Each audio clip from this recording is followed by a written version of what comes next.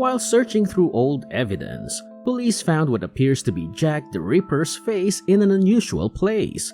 Because we still don't know for sure what the notorious Victorian serial killer looked like, it would be more accurate to say that we now have a good idea of what he looked like. On the other hand, you should still check this out. A detective working the case became obsessed with finding the person, or persons, responsible for the brutal murders of at least 5 women in the East End of London in the late 1800s, and the horrifying impression was discovered on the end of the detective's walking cane.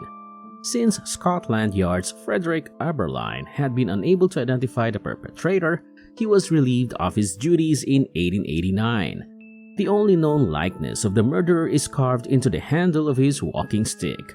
In spite of the fact that it's a rather fantastical depiction of what Jack the Ripper might have looked like, this historical artifact is still awesome.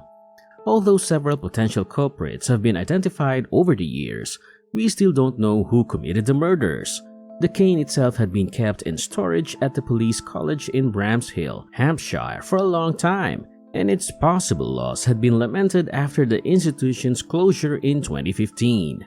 However, it has recently resurfaced after some digging by College of Policing employees through old records stored at their Ryton, West Midlands headquarters.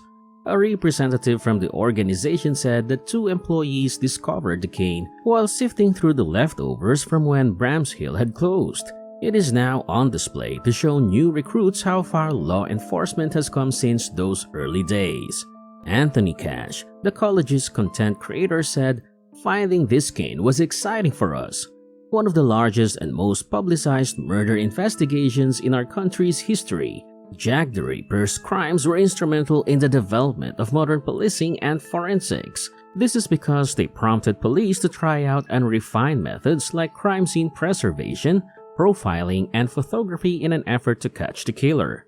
It's amazing that we can put it out on display here in Ryton, alongside the original newspaper cuttings, so that our officers can see firsthand how far we've come in policing since then," said one officer, referring to the walking cane as a fascinating artifact that represents such a historically significant time in policing.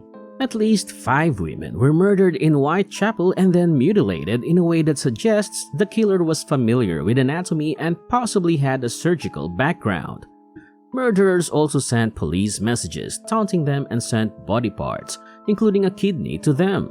In addition to well-known figures like Prince Albert and Lewis Carroll of Alice in Wonderland fame, lesser-known figures like Montague John Druitt, Aaron Kosminski, and Dr. Francis Tumblety have also been considered possible suspects in the Ripper murders. It's highly unlikely that we'll ever learn the truth about the monstrosity that stalked Victorian London, so this cane may be our only chance to see the beast's true face. We hope you enjoyed the video, but now that it's over, what did you think?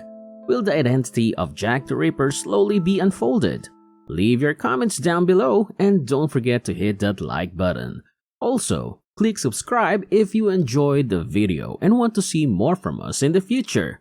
Thank you for taking the time to watch this.